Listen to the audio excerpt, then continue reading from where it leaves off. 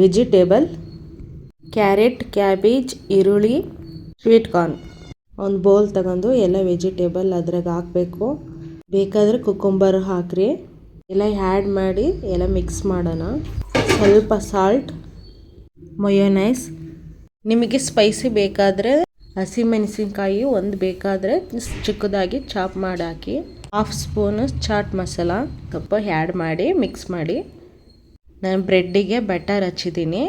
Chilli sauce ಹಾಕ್ತಿದ್ದೀನಿ. ಅದ್ರ ಬದಲು ಗ್ರೀನ್ ಚಟ್ನಿ ಹಾಕ್ಬೋದು.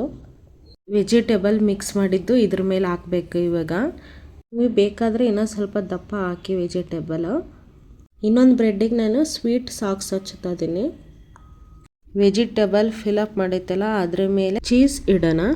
ನಾವು ಇನ್ನೊಂದು ಬ್ರೆಡ್ಡಿಗೆ ಹಚ್ಚಿದ್ವಲ್ಲ ಸ್ವೀಟ್ ಸಾಕ್ಸ್ ಅದನ್ನು ಅದರ ಮೇಲೆ ಇಡೋಣ.